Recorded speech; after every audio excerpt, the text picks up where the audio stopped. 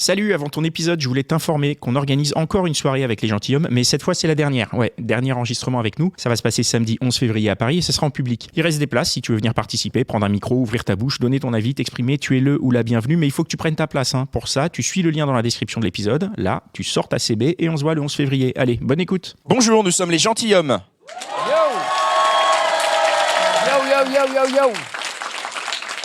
Et on enregistre cet épisode de débat en public avec nos tipeurs, nos plus fidèles tipeurs. Merci à vous qui êtes là, qui nous soutenez financièrement. Bravo, merci, applaudissez-vous. Allez, c'est parti. Connie, il a une question très pertinente, on va essayer de débattre dessus.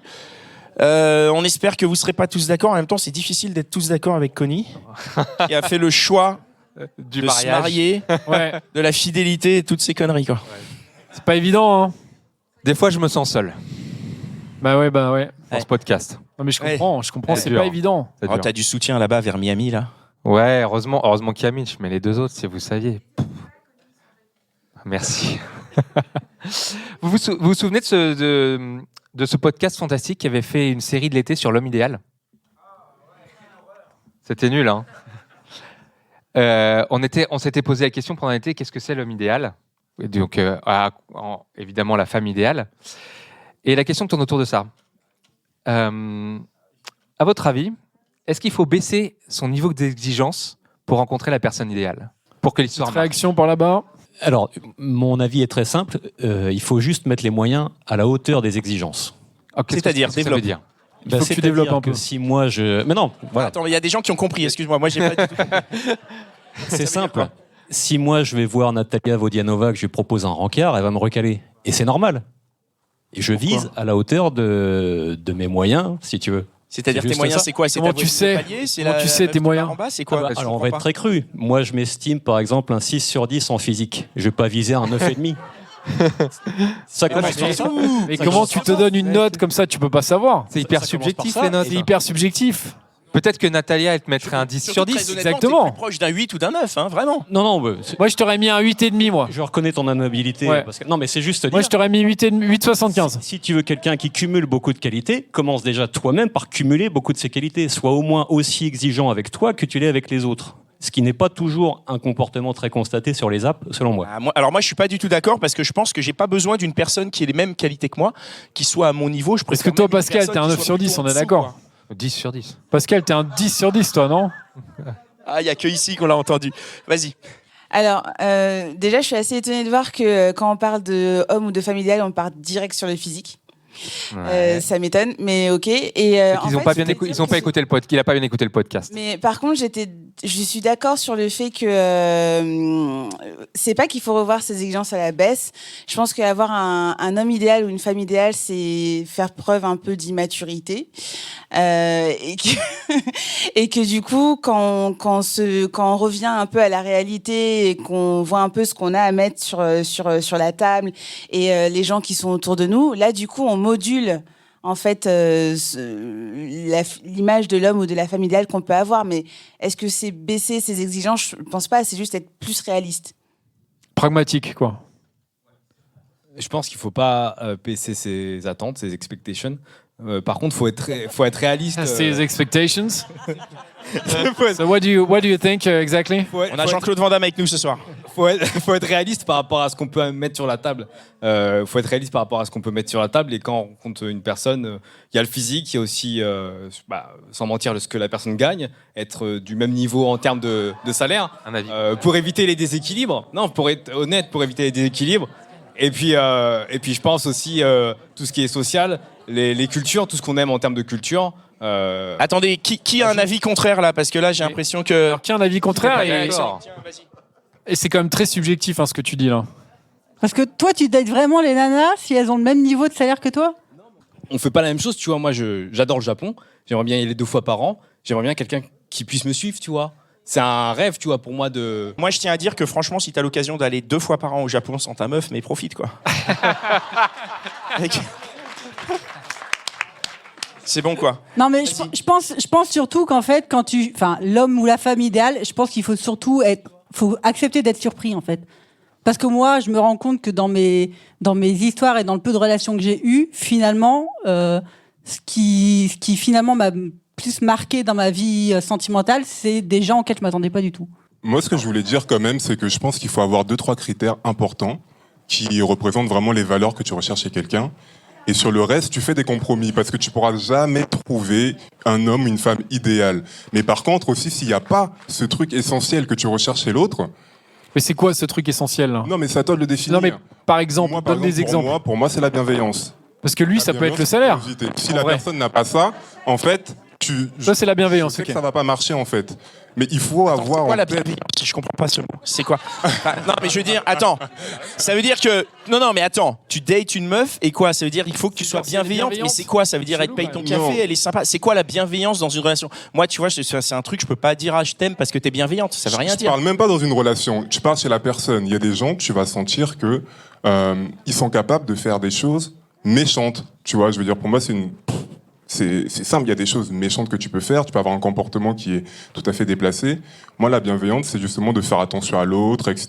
Faut pas non plus se faire marcher dessus, mais... Oui, mais c'est pas pour ça que tu pécho, enfin que t'es intéressé par une femme, là, ce sont mes valeurs, mais ce que je disais juste, c'est qu'il faut définir, moi je suis d'accord, tu peux fixer un salaire, je veux quelqu'un qui a le même niveau de revenu que moi pour qu'on puisse faire des projets ensemble. À chacun de définir ses critères. Non, mais si tu fais ça, t'es pas bienveillant déjà. Oui. Comment ça? Ah non, si tu dis je ne date que avec une personne qui a mon niveau de salaire, c'est pas bienveillant. J'y crois pas une seconde. Enfin, c'est hyper bizarre. C'est un jugement. C'est dire que tu as de la valeur. Rien du tout. Mais non, mais c'est toi. Ça veut dire que moi, j'estime que je ne peux traîner qu'avec quelqu'un qui gagne au moins autant que moi. Non, c'est pas traîner, c'est faire tes projets de vie. Mais non, c'est pas une caricature. C'est ce qu'il dit. Non, je suis pas d'accord. C'est pas exactement ce que j'ai dit. J'espère bien que t'es pas d'accord. On est là pour ça. Attends, on va écouter une personne au fond. Juste une remarque sur la notion d'idéal. Je trouve que c'est un peu triste parce que ça fige une représentation. On peut avoir un idéal à 20 ans, à 30 ou à 50 ans, être avec quelqu'un qui finalement ne correspond plus à un idéal, et en fait on est un peu bloqué. Donc je suis un peu d'accord avec ce qu'a dit la dame devant, c'est plutôt la surprise, être avec quelqu'un qui est capable de se renouveler, parce que nous-mêmes on change en vieillissant. Donc voilà, c'était juste ça. Merci. Est-ce que quelqu'un... Vas-y. Pour revenir sur les niveaux d'exigence, peut-être. Ouais, ok. Ce que je voulais ajouter, du coup, en fait, j'ai l'impression qu'on confond un peu l'homme ou la femme parfaite et l'homme ou la femme idéale. Et genre, la femme idéale ou l'homme idéal, c'est la personne qui nous correspond au final, en fait. Et la correspondance, elle se fait sur nos critères. Bon, ensuite, moi, je suis pas du tout d'accord sur les critères d'argent, etc. Mais oui, en termes de valeurs qu'on va rechercher chez l'autre, de feeling, d'intensité des émotions, enfin, ce que vous voulez, mais ce qui est important pour vous.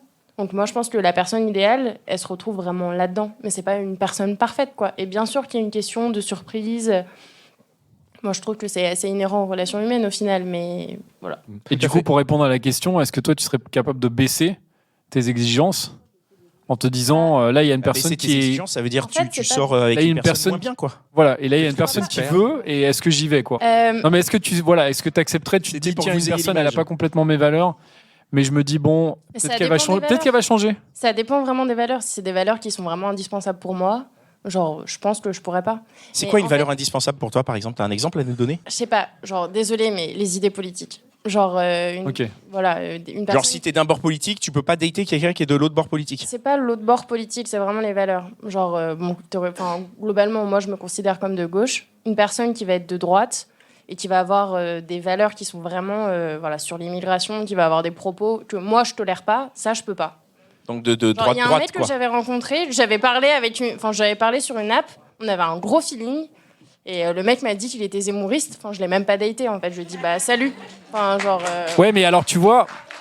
Alors, justement, j'ai rencontré une meuf qui me disait qu'elle chopait exprès des mecs d'extrême droite parce qu'elle voulait les faire changer d'avis.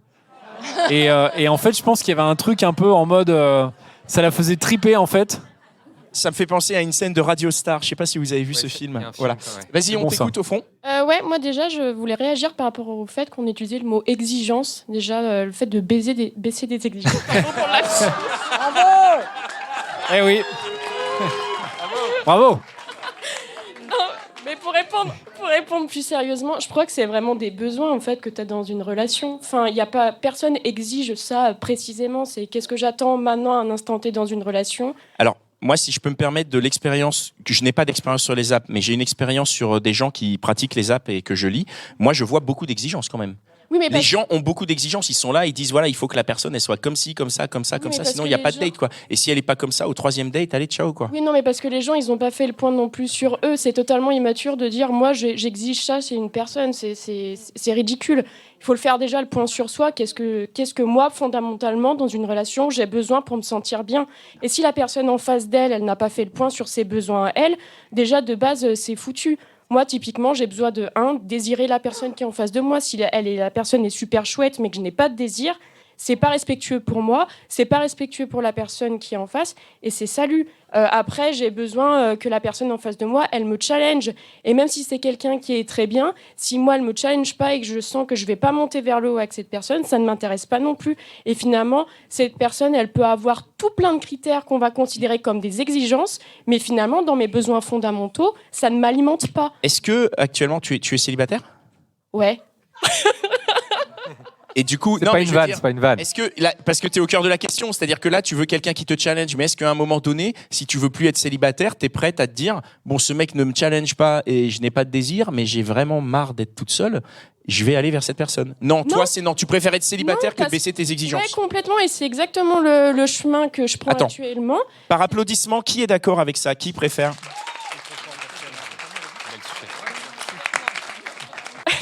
Par applaudissement, qui préfère être seul que baisser son niveau d'exigence? Alors, si je peux me permettre, tu n'applaudis pas. Tu as baissé ton niveau d'exigence, donc. Vas-y, donne-lui la parole. C'était gratuit, c'était cadeau. Vas-y, on t'écoute. Là, on commence à recentrer la question, parce que la question initiale n'est pas très claire. Pour dater la personne idéale, on doit baisser notre niveau d'exigence. C'est pas logique.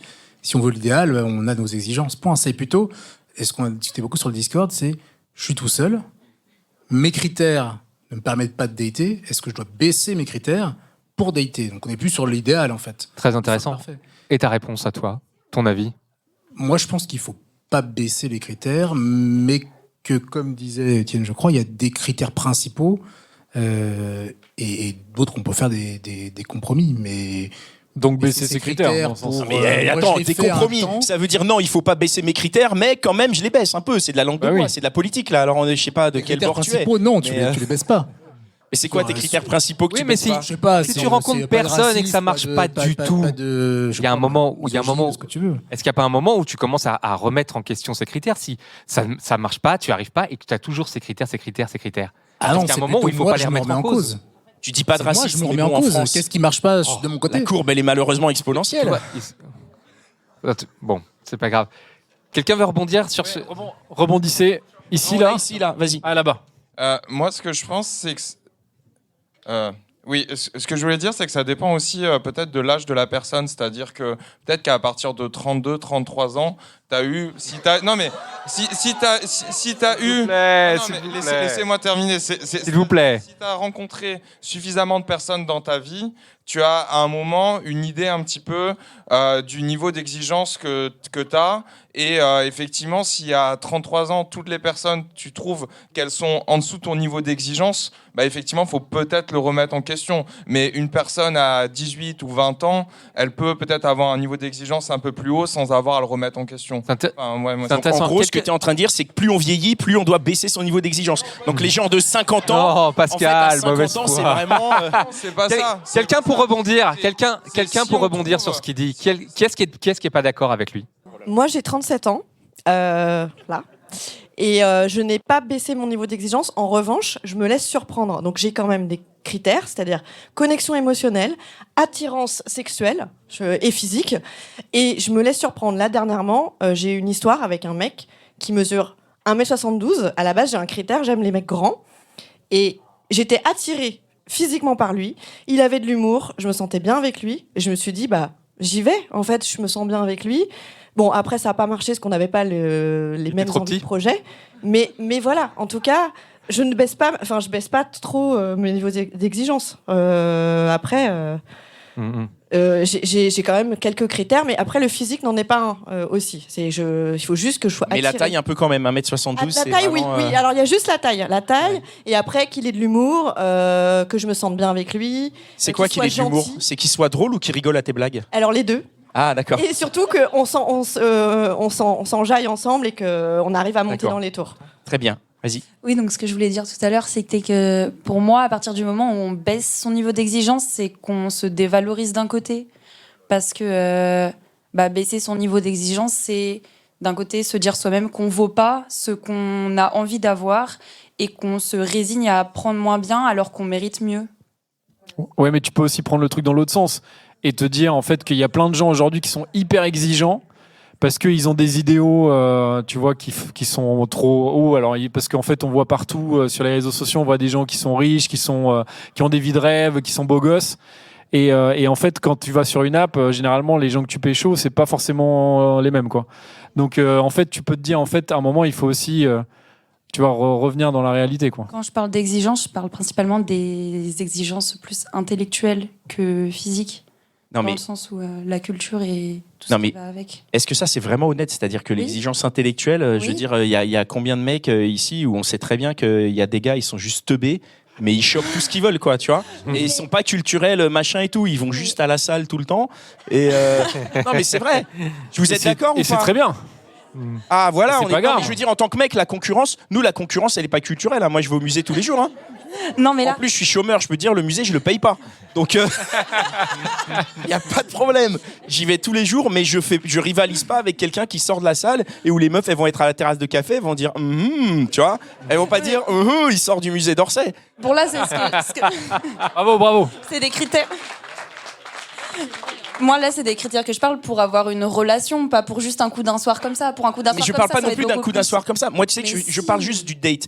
C'est une notion que j'avais abordée dans un réponse de mec et sur lesquels on n'est pas tous à la même page, hommes et femmes. Et là, je vais faire peut-être un cliché, une généralité, mais pour un homme, en fait, déjà rien que échanger avec une femme au-delà des 2 premiers mots, au-delà des bonjours et tout ça, c'est énorme. Mais vraiment, c'est déjà ouf. Vraiment, c'est déjà ouf. Vous imaginez pas à quel point, et ça sert à rien de là-bas. Non, mais c'est vrai, hein, franchement, c'est vrai.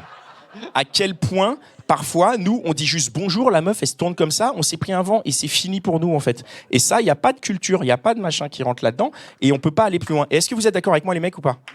Bravo! Non, mais c'est vrai, c'est une réalité dont parfois les femmes n'ont pas forcément conscience, puisque vous avez l'impression qu'on vous date, qu'on vous drague quand ça fait longtemps qu'on vous parle. Mais nous, rien que le fait de passer cette étape-là, le nombre de meufs à qui tu dis bonjour et qu'elles te calculent pas, mais c'est notre quotidien, en fait. C'est notre.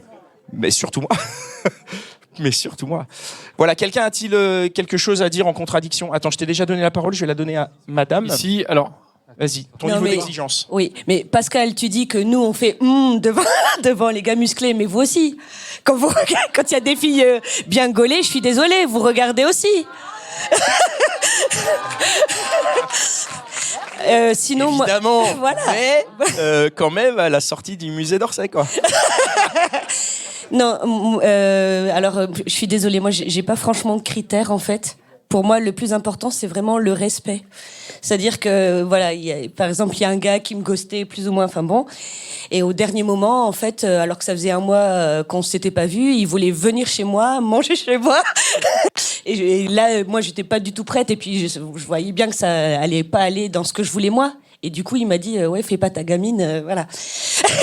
Et là, du coup, je me sentais pas du tout respectée, en fait. Okay. Voilà. Donc moi, c'est juste le respect. Après, bien sûr qu'il faut une connexion, etc. Mais cette connexion, elle peut arriver au bout de 2-3 fois. Enfin, voilà.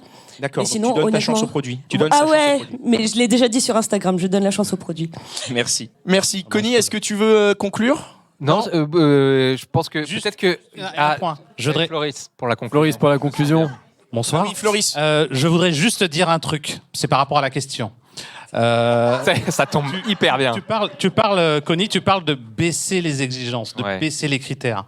Moi, ce que je pense, c'est qu'on a tous des critères, mais qui sont hiérarchisés, en fait. On a des critères qui sont très importants et d'autres qui sont un peu moins. Et en fait, peut-être qu'avec le temps et l'expérience, en vieillissant ou en acquérant simplement d'expérience, eh bien, il y a des critères qui sont moins importants, qui sont associés à la personne idéale, qu'on met de côté. Et on accepte de les mettre de côté pour aller vers des gens qui n'ont pas ces critères-là, qui sont en priorité basse par rapport à ce qu'on aimerait avoir. Par contre, ce qui est important pour nous, en termes de critères, ça, il faut pas le lâcher, quoi. C'est quelque chose qui est très important. pour toi, pour ce qui te fait toi. Donc tu peux pas le lâcher, c'est pas possible. Enfin, c'est mon point de vue. Juste pour terminer, quand tu parles de l'expérience et que il y a des exigences ce que tu mets de côté, est-ce que la question qu'on se pose après, c'est est-ce que tu le fais sciemment, est-ce que tu le fais consciemment, ou est-ce que en fait les goûts changent, la vie te fait emmener les choses. Et en fait, c'est cette question-là qui se pose derrière. Bon, on a un mot de la fin par là. Vas-y. Alors avec un peu d'humour, moi à 36 ans, de toute façon, l'homme idéal pour moi, c'est le consentant. Hein. Bravo. Voilà. Pas consanguin, consentant. Voilà, c'est celui qui veut. C'était parfait. Merci beaucoup. Bravo. Merci beaucoup à tous pour ce deuxième débat. On se retrouve la semaine prochaine pour un nouvel épisode des Gentilshommes. Merci beaucoup. Yo.